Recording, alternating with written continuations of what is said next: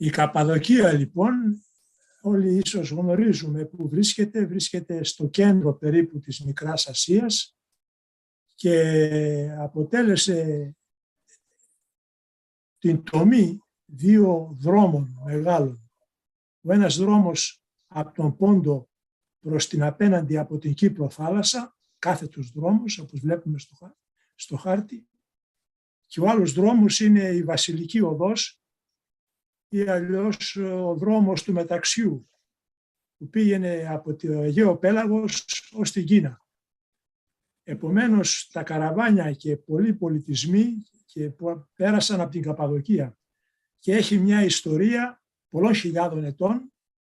Ήδη ανασκαφές έχουν γίνει και έχουν βρεθεί μεγάλοι οικισμοί από το 6.500 χρόνια π.Χ. Πέρασαν από εκεί και οι Πέρσες και οι Ασσύριοι και οι Φρίγες, αλλά εκεί ο πολιτισμός ο οποίος αναπτύχθηκε ιδιαιτέρως ήταν ο ελληνικός και ο χριστιανικός πολιτισμός. Και δεν είναι παράξενο, διότι υπήρχαν λόγοι γι' αυτό.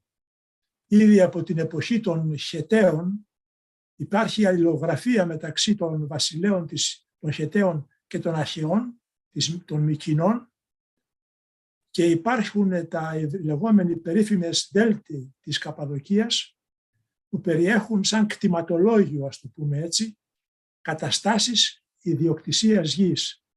Ίδιο κτηματολόγιο που έχει βρεθεί στην Πύλο της Πελοποννήσου. Και υπήρχε μια μεγάλη επικοινωνία ήδη εννοώ από το 2η χιλιετία π.Χ.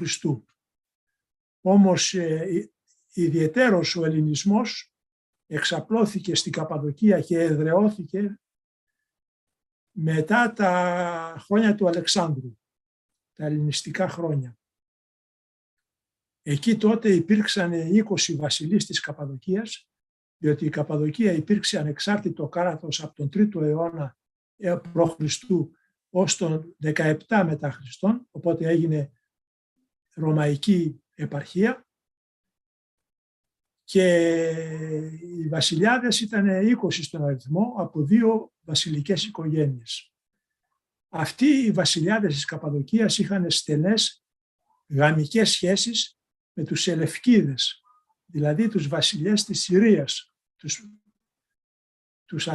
τον Αντίοχο και τον Σέλευκο.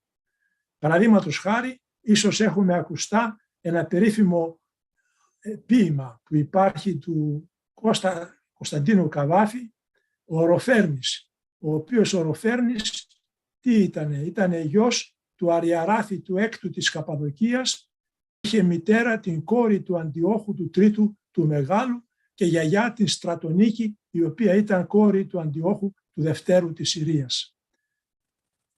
Έτσι γράφει ο Καβάφης για τον Οροφέρνη, μες στην καρδιά του πάντοτε Ασιανός, αλλά στους τρόπους του και στη λαλιά του Έλλην. Αυτή λοιπόν ο ελληνισμός της Καπαδοκίας επεκτάθηκε κυρίως από τις κυρίαρχες τάξεις προς το λαό, αλλά και με μετοίκηση Ελλήνων στην Καπαδοκία. Και υπήρξαν βασιλείς της Καπαδοκίας, όπως ο Αριαράθης ο Πέμπτος, ο Ευσεβής Φιλοπάτορ, ο οποίος απεκατέστησε, ο οποίος πήγε στην Αθήνα πριν γίνει βασιλιάς και σπούδασε στην Ακαδημία του Πλάτωνα και μάλιστα τιμήθηκε με διακρίσεις φιλοσοφικές του διατριβές στην Αθήνα και τον κάνανε Αθηναίο πολίτη οι Αθηναίοι. Και ο Αριαράθης λοιπόν ο Πέμπτος, όταν έγινε βασιλιάς, αποκατέστησε ορισμένα παλιά κτίρια των Αθηνών, το Οδείο και άλλα, τα οποία ο Σίλας κατέστρεψε. Αυτά το έκανε και ο Αριοβαρζάνης, ο δεύτερος, η άλλη οικογένεια των βασιλέων της Καπαδοκίας. Βλέπουμε λοιπόν ότι χρηματοδότησε ο Αριοβαρζάνης, ο δεύτερος, το Οδείο του Περικλή και το θέατρο του Διονύσου στην Αθήνα. Έτσι δεν είναι παράξενο ότι ο τελευταίος μεγάλος εκπρόσωπος του ελληνισμού υπήρξε γενικώς, όχι στην Καπαδοκία μόνο, ο Απολώνιος ο Τιανεύς, ο οποίος γεννήθηκε στα Τίανα, ήταν μεγάλος μύστης και μεγάλος νεοπυθαγόριος φιλόσοφος και ιερέας του Ασκληπιού, ο οποίος χρησιμοποιήθηκε για 3 αιώνες ως ανταγωνιστικό πρότυπο ευσεβίας και αγνού βίου προς τον Ιησού τον Ναζωραίο από τους λάτρεις της αρχαίας θρησκείας. Τελικώς βέβαια η νέα θρησκεία, η νέα πίστη, ο χριστιανισμός επικράτησε και μάλιστα οι χριστιανοί, αποδίδοντας τιμές στον Απολλώνιο τον Τιανέα, τον έχουν κάνει εικόνες, ζωγραφιές, τοιχογραφίες έξω από την εκκλησία σε πολλά μέρη στο Άγιον Όρος, όπως επίσης και στα Ιωάννινα. Αλλά πλέον του μεγάλου αυτού φιλοσόφου του Απολλωνίου του Τιανέα, όπου στο Μουσείο του Ηρακλείου Κρήτης βρίσκεται ένα ολόκληρο άγαλμα σωσμένο, υπήρξε εκπρόσωπος της ελληνικής επιστήμης και φιλοσοφίας, ένας μεγάλος γιατρός, ο Αρεταίος ο Καπαδόκης. Ο Αρεταίος ο Καπαδόκης είναι μεγάλος γιατρός, ο οποίος έδωσε αυτό το όνομα στην ασθένεια του διαβήτη. Και έζησε μεταξύ του 1ου και του 2ου αιώνα μετά Χριστόν. Στον 2ο κυρίως αιώνα μετά Χριστόν. Έκανε ακριβείς και λεπτομερείς περιγραφές των συμπτωμάτων πολλών ασθενειών σωματικών, όπως η ουρική αρθρίτιδα, η επιληψία, η φυματίωση, η διφθερίτιδα, ο διαβήτης, το βροχικό άσμα και ψυχικών ασθενειών, τις οποίες διέκρινε και κατέτασε σε μανία, μελαγχολία και απλή παραφροσύνη. Ένας γιατρός, καθηγητής του Πανεπιστημίου Αθηνών, ο Θεόδωρος Κωνσταντινίδης, ο οποίος κατάγεται από τον Ναύπλιο και γεννήθηκε το 1830 και πέθανε το 1893 στην Αθήνα, μελέτησε τα έργα του Αρεταίου του Καπαδόκη. Γιατί έχει γράψει έργα επιστημονικά όπως περί θεραπείας οξέων και χρονίων παθών, περί αιτίων και σημείων οξέων και χρονίων παθών, λόγοι αμφιπηρετών, περί φυλακτών, περί γυναικείων ασθενειών και περί χειρουργικών επεμβάσεων. Αυτός λοιπόν ο Θεόδωρος Κωνσταντινίδης, ο καθηγητής του Πανεπιστημίου Αθηνών, τόσο πολύ εθαύμασε την διαγνωστική κυρίως μέθοδο του Αρεταίου του Καπαδόκη, ώστε άλλαξε το επώνυμό του. Και από Κωνσταντινίδης το έκανε Αρεταίος. Και όταν πέθανε έκανε δωρεά, κληροδότησε δηλαδή, το νοσοκομείο του Αρεταίου που γνωρίζουμε στην Αθήνα, και έτσι παρατηρούμε πώς άξιοι άνθρωποι, οι οποίοι προσέφεραν αλήθεια και προσέφεραν υπηρεσίες στο κοινό, διατηρείται η μνήμη τους, αλλά και αποδίδουν και φροντίζουν ακόμα και στη σύγχρονη εποχή τους ανθρώπους. Αυτά για τον Αρεταίο τον Καπαδόκη. Ορισμένοι άλλοι σπουδαίοι, ένας άλλος σπουδαίος ιατρός Καπαδόκης ήταν ο Ήρας, ιατρός και φαρμακοποιός, πολυμαθής. Ένας άλλος σπουδαίος ρήτορ ήταν ο Παυσανίας. Υπήρχε ο σοφιστής Αστέριος, ο Καπαδόκης ο Ευστάθιος, φιλόσοφος νεοπλατωνικός του 4ου αιώνα μετά Χριστόν, ο Ευστόχιος ο Καπαδόκης, σοφιστής και ιστοριογράφος του 4ου αιώνα μετά Χριστόν, και ο περίφημος νεοπλατωνικός φιλόσοφος Εδέσιος, ο οποίος γεννήθηκε στην Καπαδοκία και πέθανε στην Πέργαμο το 355 μετά Χριστόν. Αλλά η Καπαδοκία όσον αφορά τις προσωπικότητες είναι πάρα πολύ γνωστή. Μετά όσον αφορά τις πολιτικές προσωπικότητες είναι πάρα πολύ γνωστή μετά, όταν εδραιώθηκε πλέον αυτό που λέμε Ανατολική Ρωμαϊκή Αυτοκρατορία, δηλαδή το Βυζάντιο. Πράγματι μερικοί από τους σπουδαιότερους αυτοκράτορες του Βυζαντίου υπήρξαν Καπαδόκες στην καταγωγή, και υπήρξε και ο ακριτικός κύκλος των τραγουδιών που υμνούν τον ηρωισμό του Καπαδόκη Διγενή Ακρίτα, και αυτό μαρτυρεί πως η λαϊκή μούσα αναγνώρισε την προσφορά των στρατιωτών της Καπαδοκίας στην άμυνα της αυτοκρατορίας. Μεταξύ των οικογενειών των μεγάλων της Καπαδοκίας, οι οποίοι ονομάζονταν δυνατοί της Καπαδοκίας και ήταν στην ουσία στρατιωτικές οικογένειες, οι οποίες από την εποχή των βασιλέων π.Χ. δηλαδή, των βασιλέων της Καπαδοκίας είχαν αναπτύξει στρατό και σπουδαίο ιππικό. Άλλωστε η Καπαδοκία, το όνομα κατά πάσα πιθανότητα, προέρχεται από την περσική λέξη κατ πατούκα, που σημαίνει χώρα των ωραίων αλόγων. Ήταν σπουδαία και γνωστή για τα άλογά της, αλλά και τις προσωπικότητες που γέννησε. Μεταξύ λοιπόν αυτών των οικογενειών ήταν οι Φωκάδες, οι Σκληροί, οι Αργυροί, οι Μαλεΐνοι, και πάνω σε αυτούς στηρίχθηκε σε μεγάλο βαθμό και για πολλά χρόνια η στρατιωτική ισχύς του Βυζαντίου. Όταν κατελήφθη η Καπαδοκία, κατελήφθηκε κατά μεγάλο ποσοστό, τερματίστηκε και η ισχύ της Βυζαντινής Αυτοκρατορίας. Μεταξύ των αυτοκρατόρων οι οποίοι είχαν καπαδοκική την καταγωγή διακρίνονται ο Μαυρίκιος, παραδείγματος χάρη, από το 540 έως το 602 μετά Χριστόν, ο οποίος καταγόταν από την Αραβισσό της Καπαδοκίας και είχε κατανικήσει όλους τους αντιπάλους της αυτοκρατορίας σε Ανατολή, Βορρά, Δύση και Νότο. Είναι ο γνωστός μας Ηράκλειος ο πρώτος, ο αυτοκράτορας του ακαθίστου ύμνου, και ο οποίος καθιέρωσε την ελληνική γλώσσα ως επίσημη γλώσσα της διοίκησης της Ανατολικής Ρωμαϊκής Αυτοκρατορίας σε αντικατάσταση της Λατινικής, και οργάνωσε την αυτοκρατορία σε θέματα. Είναι ο μεγάλος Νικηφόρος δεύτερος Φωκάς, 912 με 969 μετά Χριστόν, που είναι ο απελευθερωτής, πρώτα ως αρχηγός του στόλου της Κρήτης και στη συνέχεια ως αυτοκράτορας της Κύπρου από τους Σαρακινούς και εμπνευστής της ίδρυσης του Αγίου Όρους από τον Αθανάσιο τον Αθωνίτη. Επίσης είναι ο ένδοξος Ιωάννης Τσιμισκής, ο οποίος ήταν ανεψιός του Νικηφόρου Φωκά από την αδερφή του Νικηφόρου Φωκά.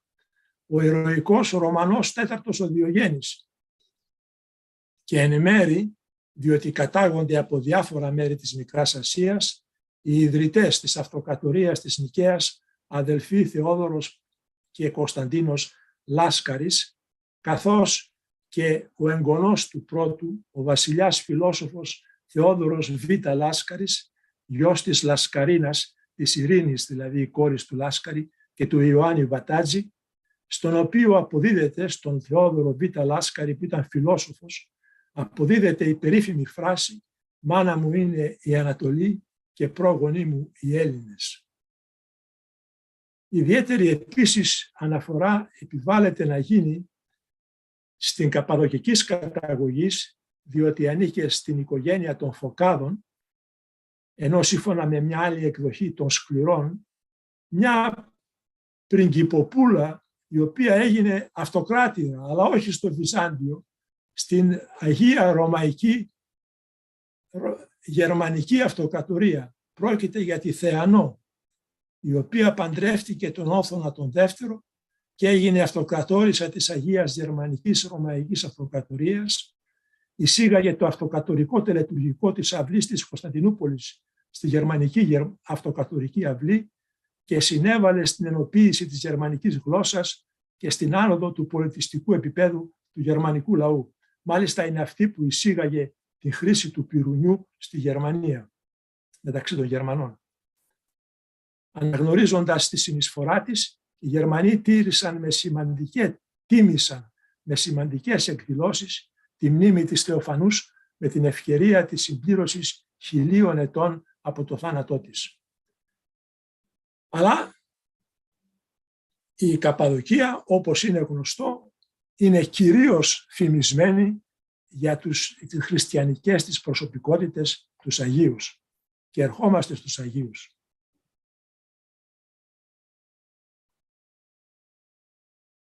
Αλλά πριν μιλήσω για τους Καπαδόκες Αγίους, θα πω για έναν ο οποίος θα έπρεπε κανονικά υπό άλλες συνθήκες να ονομαστεί Άγιος, και προσέφερε μεγάλο ιεραποστολικό έργο στην κεντρική Ευρώπη.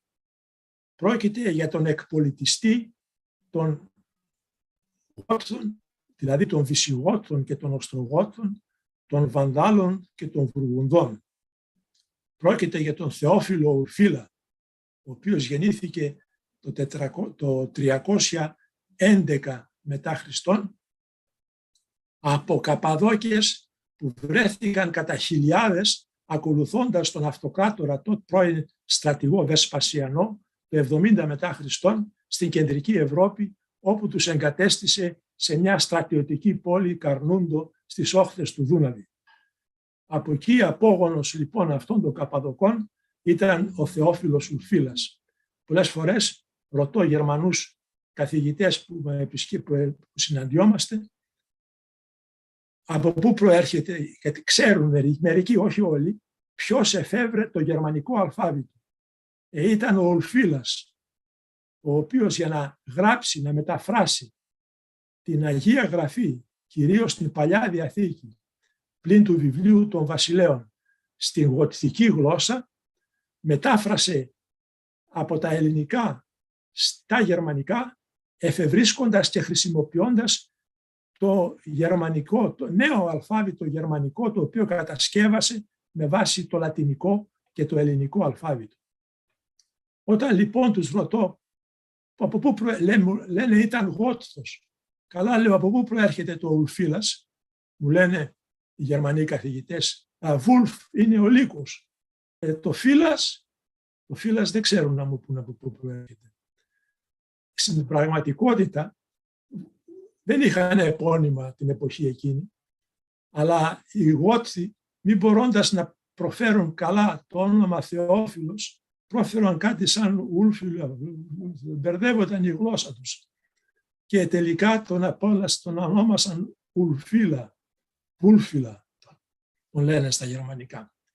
Ο οποίος απεστάλλει από ένα Γότθο ηγεμόνα το 341 στον αυτοκράτορα Κωνσταντιο και εκεί από τον Ευσέβιο Νικομηδίας, που ήταν ο παδός του Αρείου, εχρήστηκε επίσκοπος των Γότθων και κήρυξε τον χριστιανισμό στους Γότθους, τους Βυσιγότους, τους Οστρογότους, τους Βανδάλους και τους Βουργουνδούς με τη μορφή που την είχε ο αριανισμός. Γι' αυτό το λόγο, παρά το τεράστιο ιεραποστολικό έργο του Ουρφίλα, του Θεόφιλου, δεν τιμάται ούτε από την Ορθόδοξη, ούτε από την Καθολική Εκκλησία ως Άγιος, και ο καημένος ο Ουρφίλας, όταν κατάλαβε ότι υπήρχε αυτή η διαμάχη μεταξύ Ορθοδόξων και των οπαδών του Αρείου, ήρθε στην Κωνσταντινούπολη για να συμφιλιώσει και να δει τι γίνεται, ποιο είναι το σφάλμα. Και εκεί επέθανε. Αυτά για τον Ουρφίλα, που αποτελεί μια άγνωστη προσωπικότητα, όμως αποτελεί έναν ογκόλιθο του ευρωπαϊκού πολιτισμού και της διάδοσης του χριστιανισμού στους Γότθους κυρίως. Αλλά βέβαια εκείνοι που είναι γνωστοί είναι οι μεγάλοι πατέρες της Εκκλησίας του 4ου αιώνα, που είναι ο Χρυσός αιώνας της Καπαδοκίας, και εννοώ βέβαια τον Βασίλειο τον Μέγα, τον αδερφό του Γρηγόριο Νήσης και τον καρδιακό φίλο και συμφοιτητή του Βασιλείου στην Πλατωνική Φιλοσοφική Σχολή των Αθηνών, τον μεγάλο θεολόγο Γρηγόριο τον Ασιανζινό ή θεολόγο. Μαζί με αυτούς τους τρεις πατέρες, η ελληνική φιλοσοφική σκέψη συνδέεται με έναν πρωτότυπο τρόπο με τη θρησκευτική πίστη και μπαίνουν οι στέρεες βάσεις μιας οικουμενικής εμβέλειας πολιτισμικής σύνθεσης, της σύνθεσης του ελληνοχριστιανικού πολιτισμού. Ενός πολιτισμού που χρησιμοποιεί τις έννοιες και τη σκέψη της αρχαιοελληνικής φιλοσοφίας για να εξηγήσει και να κάνει να γίνει πιο εύληπτο το μήνυμα το χριστιανικό της χριστιανικής πίστης και πέραν του κόσμου των Ιουδαίων. Πράγμα το οποίο χρησιμοποίησε πάρα πολύ ο Απόστολος Παύλος δηλαδή. Μέσα από το έργο των Καπαδοκών πατέρων, ο ελληνικός λόγος και η ρητορική μπολιάζουν την χριστιανική θεολογία και πίστη και συμβάλλουν αποφασιστικά στην άνδρωσή τους.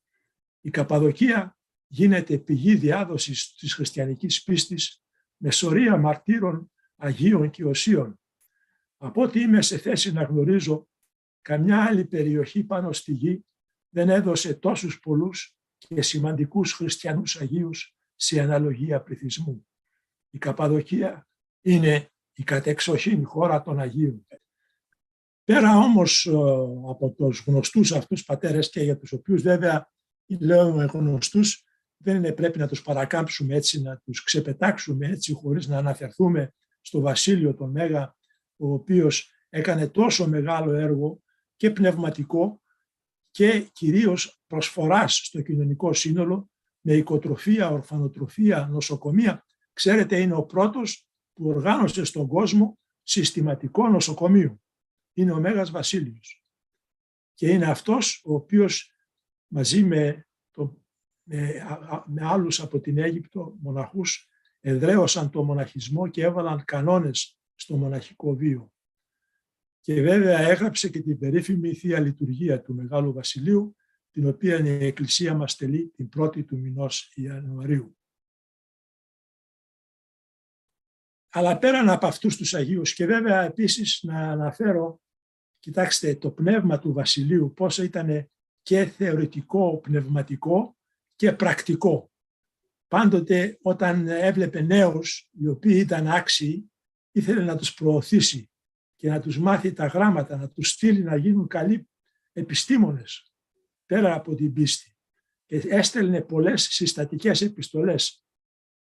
Και λένε ότι από εκεί βγήκε η περίφημη φράση «και έτερος Καπαδόκης», διότι είχαν λίγο βαρεθεί από τις πολλές επιστολές του, το λάμβαναν συστατικές του Βασιλείου και λέγανε «άντε πάλι και έτερο Καπαδόκη να βάλουμε εδώ».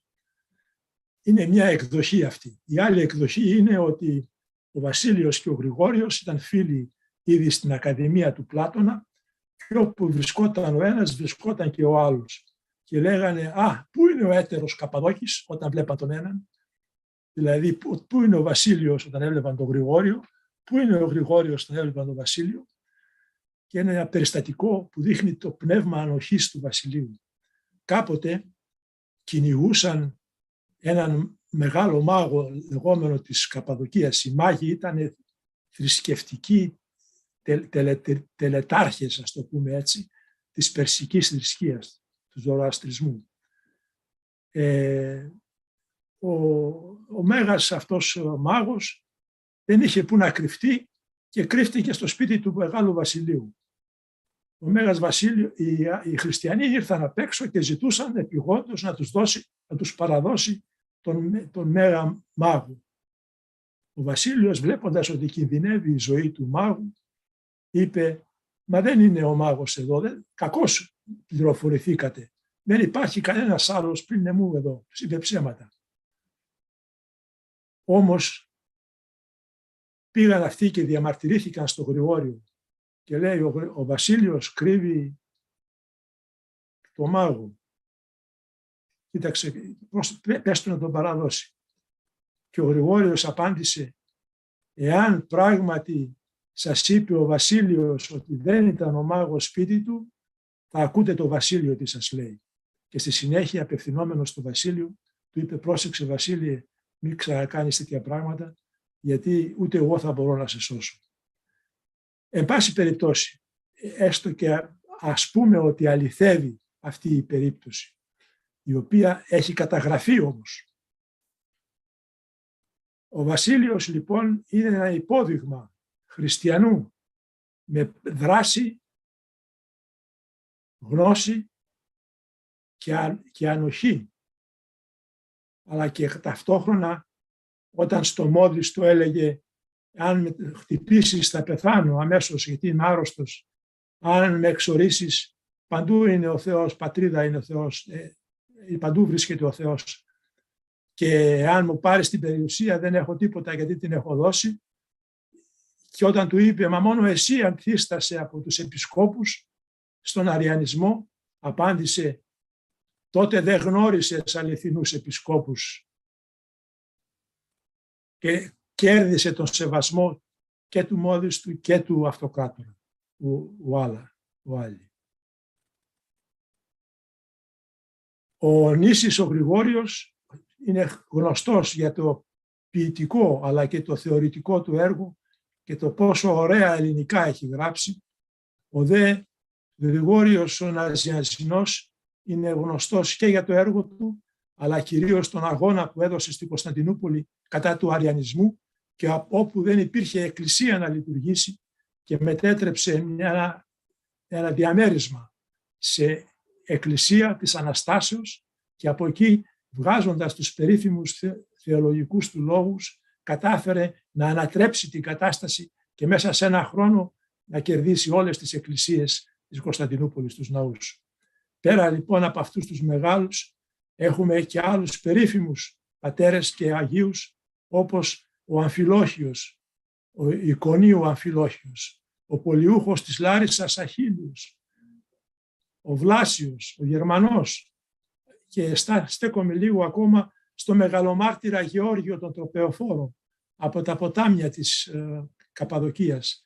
Είναι φοβερό αυτό που συμβαίνει με τον Γεώργιο.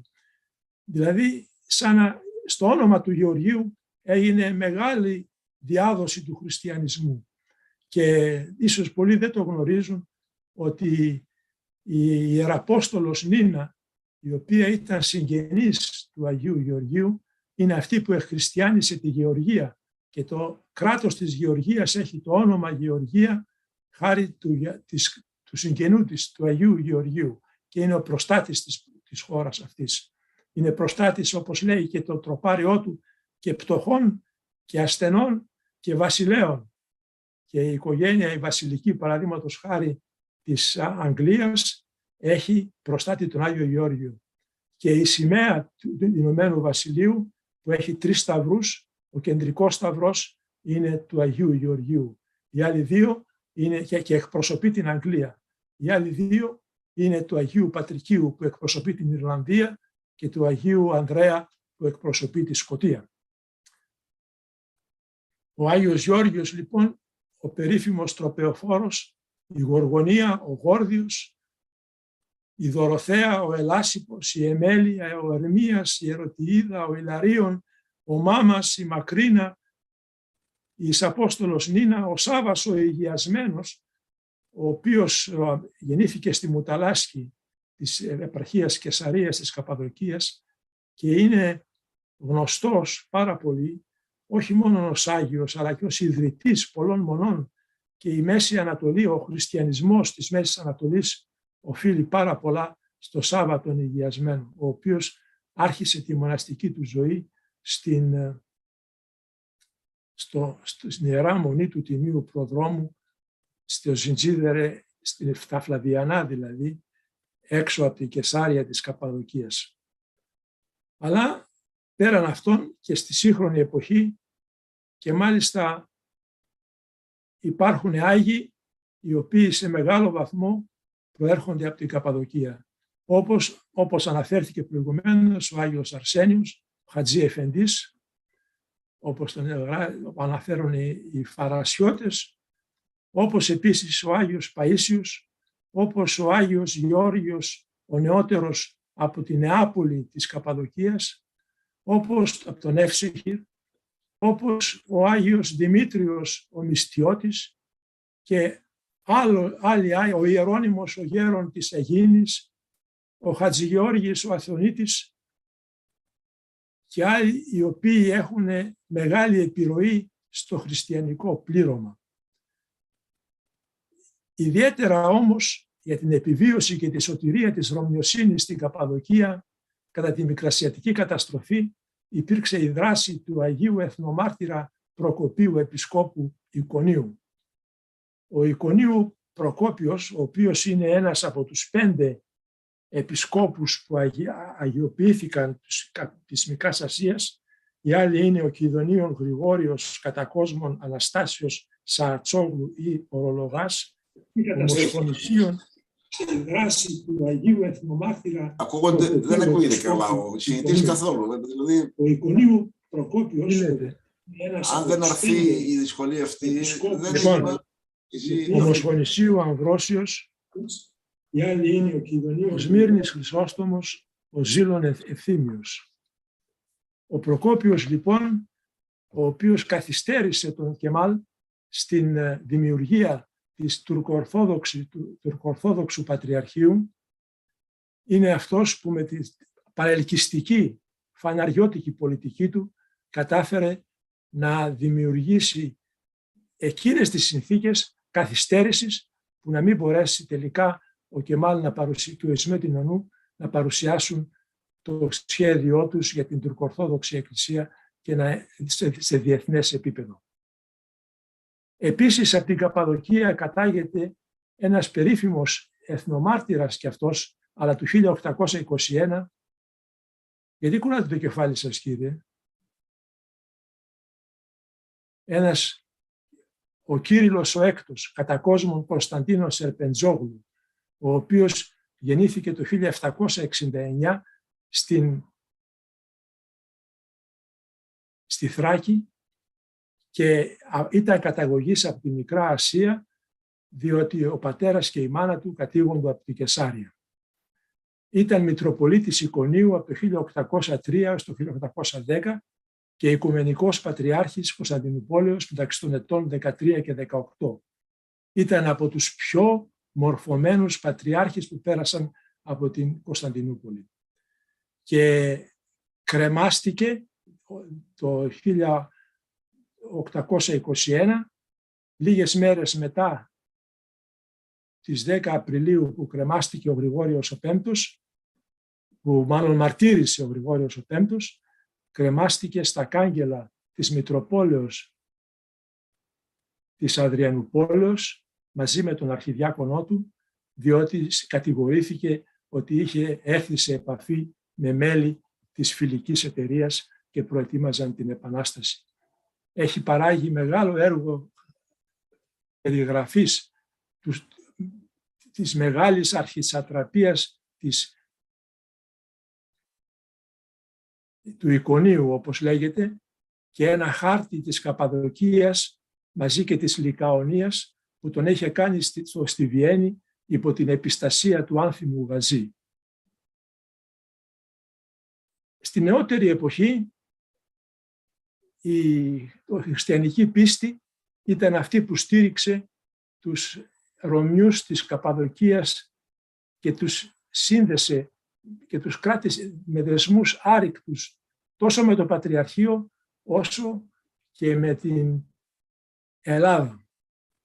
Μάλιστα στην Επανάσταση του 1921 συμμετείχαν πάρα πολλοί Καπαδόκες, τους οποίους αναφέρει σε ένα βιβλίο του ένας γνωστός, ο Τάκης Σακιτζόγλου, για την προσφορά της Μικράς Ασίας στην Ελληνική Επανάσταση του 1921. Και ένας από αυτούς ήταν από το χωριό Ιντζέσου, που σημαίνει, από την πόλη μάλλον Ιντζέσου, της Καπαδοκίας, της Κεσαρίας της Καπαδοκίας, που σημαίνει λεπτόν είδωρ. Από εκεί προέρχεται και το επίθετό μου, Ιντζεσίλογλου, σημαίνει λεπτονερίτης.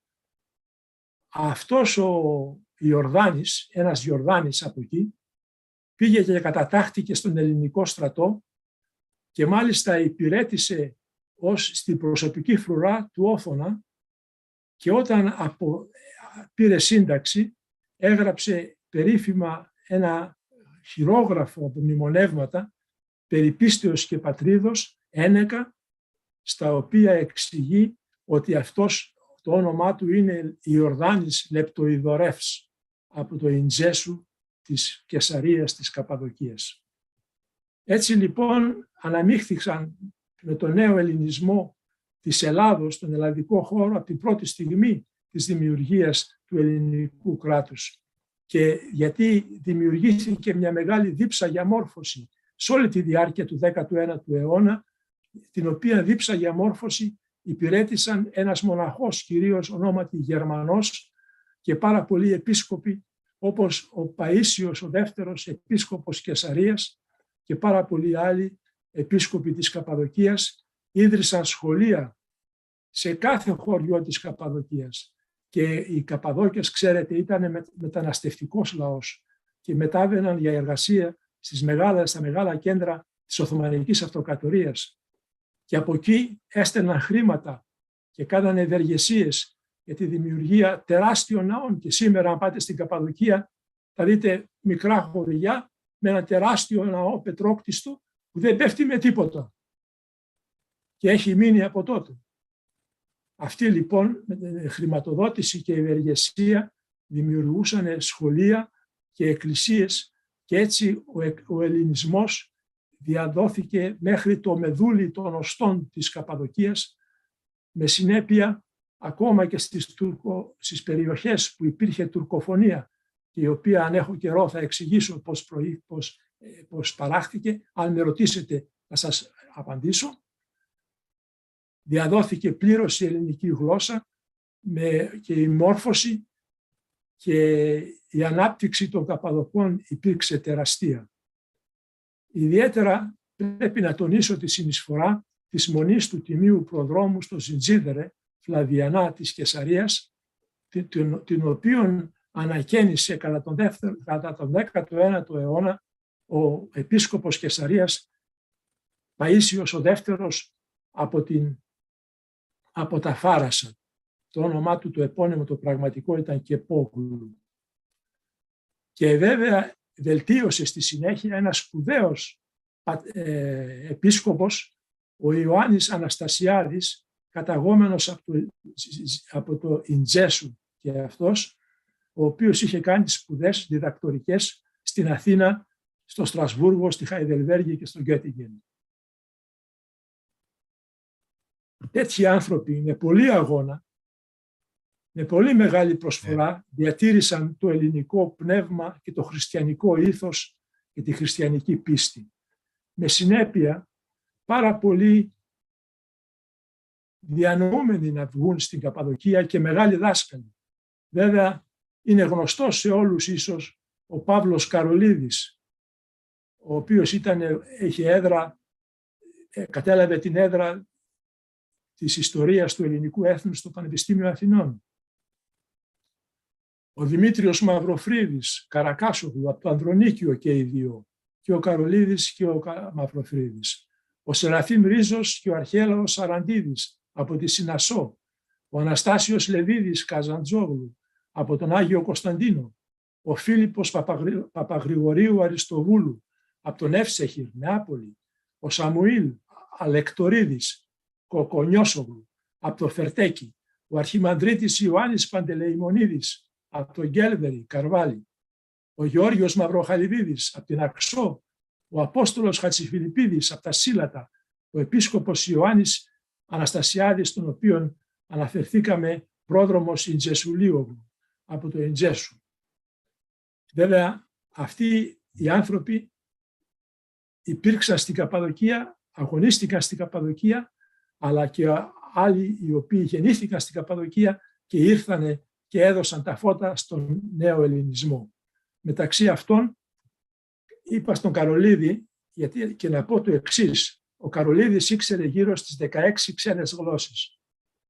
Ο Καρολίδης ήξερε και αρχαία βαβυλωνιακά να διαβάζει. Με συνέπεια να κάνει χάρτες τέλειους, τους οποίους ακόμα και σήμερα χρησιμοποιούμε στα σχολεία μας. Ιστορικούς χάρτες εννοώ, των λαών της Μέσης Ανατολής. Αναφέρω ονόματα: ο Αυροτέλης Ελευθερόπουλος, ο οποίος είναι ο πρώτος καθηγητής κοινωνιολογίας στην Ελλάδα, κατέλαβε την έδρα της κοινωνιολογίας στην Νομική Σχολή Πανεπιστημίου Θεσσαλονίκης. Ο Χαράλαμπος Θεοδωρίδης, πρώτος καθηγητής ιστορίας φιλοσοφίας στο Αριστοτέλειο Πανεπιστήμιο Θεσσαλονίκης. Ο λαϊκός διαφωτιστής και κοινωνικός αγωνιστής Δημοσθένης Δανειλίδης από το Προκόπιο.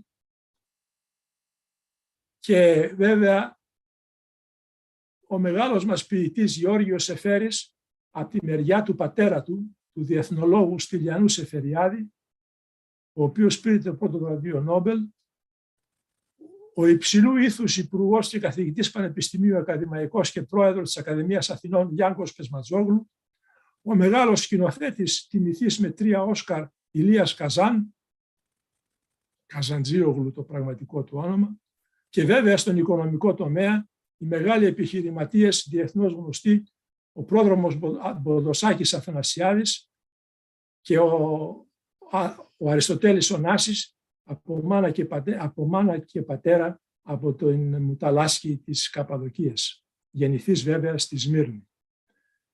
Και βέβαια υπάρχει και ένας μεγάλος καρδιολόγος χειρούργος, ο οποίος έχει χειρουργήσει γύρω στα 15.000 παιδιά στην καρδιά, δωρεάν, ο Αυξέντιος Καλαγκός από τη Συνασσό, ο οποίος έχει ένα Ινστιτούτο Καρδιολογίας και Καρδιοχειρουργικής Παιδών στη Γενέβη.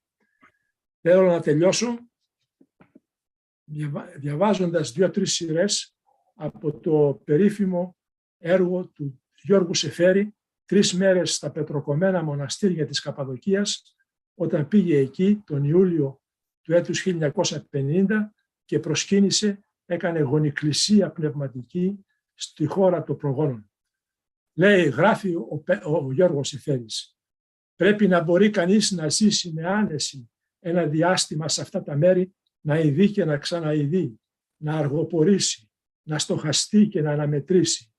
Πρέπει να έχει κανείς τον τρόπο να παραβάλει και να κοιτάξει τι χάθηκε ανεπανόρθωτα και ό,τι μένει από τα καταπληκτικά τούτα αφιερώματα στο Θεό ενός βυσμένου κόσμου. Και αν τύχει και είναι Έλληνας, πρέπει να έχει τον πόθο να κοιτάξει από πιο κοντά τι χρωστάμε και τι δεν χρωστάμε, αλλά νομίζω ότι χρωστάμε πολλά στο σταυροδρόμι αυτής της άκρης, που είναι συνάμα ένα ανυποψίαστο για τους περισσότερους χωνευτήρι ρευμάτων Ανατολής, Βορειά, Νοτιά και Δύσης. Πρέπει να έχει την ιδιοσυγκρασία να ειδεί αυτό που λέμε ελληνική παράδοση, εν κινήσει, όπου το μικρό και το λησμονημένο μπορεί να έχει την ίδια σημασία με τα απαρασάλευτα μνημεία της τέχνης. Ο ένδοξός μας βυζαντινισμός, που τόσο πολύ τον μνημονεύουμε τώρα τελευταία, δεν είναι ένα ιερατικό σχήμα απολυθωμένο, μήτε μια αφορμή για να εξουθενώσουμε τα έργα που δεν μας αρέσουν, αλλά μια αδιάκοπη κίνηση ιδεών